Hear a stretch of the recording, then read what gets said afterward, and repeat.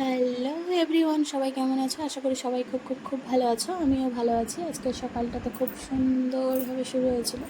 তো আজকে সকালে খুব রোদ উঠেছিল, তো দিনটা শুরু করা যাক নাকি? তো আমার ব্লগে তো বেশি স্পেশাল কিছু নেই, তো আমার সারাদিনের কাজকর্ম রুটিন এইগুলোই থাকে। আর হচ্ছে বাকি রইলো, আমি তো কোথাও বেড়াতে সেরকম যাই না। তো সবাই একটু ভিডিওটা দেখো পুরোপুরি, আর লাইক করো, শেয়ার করো, কমেন্ট করো, সাবস্ক্রাইব করো। তো চলো শুরু করি। তো অলরেডি আমার স্নান টান হয়ে গেছে। স্নান টান করে আমি কোথায় যাব বলো তো? জামাগুলো শুকনো হতে। তো জামাগুলো কেচে রেখেছিলাম, স্নানের হাতেই কেচেছিলাম, তো ওগুলো নিয়ে যাব ছাদে, জামা কাপড়গুলো মিলবো, মিলে টিলে তারপরে আর কি, তারপরে রান্না করবো। রান্নার জোগাড় আমার স্নান করার আগেই আমি করে রাখি, কারণ আমার ওটাই খুব সুবিধা হয়। কারণ আমি ওই রান্না করতে করতে আনাজ কাটা আমার পক্ষে অসম্ভব ব্যাপার, আমি করি না। আমার সব কিছু হাতের কাছে থাকে, আমি সব কিছু জোগাড় যাতে করে নিয়েই তারপরে রান্নাবান্না করি। তো রান্নাবান্না তো করতেই হবে, রান্নাবান্না না করলে তো হবে না কিছুই। তো যাই হোক, আজকের কোনো স্পেশাল মেনু ছিল না। আজকে সোয়াবিন, যেহেতু তোমরা জানো যে আমাদের নিরামিষ খাওয়া হচ্ছে, তো আজকে ছিল আমাদের সোয়াবিনের তরকারি, ছিল পটল ভাজা, ছিল বেগুন ভাজা, ছিল ডাল ছিল, আর সঙ্গে ছিল লেবু আর পাঁপড়। বাস এইটুকুই ছিল আজকের লাঞ্চে। তো যাই হোক, আমাদের কিন্তু খুব দেরি করেই লাঞ্চ হয়, কারণ আমার বর খুব দেরি করেই আসে, কখনো 2:30 3টে, কখনো কখনো 4টেও হয়ে যায়। তো এক এক সময় আমি খেয়েই নিই, কারণ অতক্ষণ আমি না খেয়ে থাকতে পারি না, কারণ ব্রেকফাস্টটা খুব ভারী কিছু তো করি না, অল্প কিছু করি। তো প্রতিদিনের মতো সেই খাওয়ানো, স্নান করানো, ছেলেকে নিজে লাঞ্চ করা, বাস এইটুকুই। তো সবাই একটু পাশে থেকো, একটু ভালোবাসা দিও।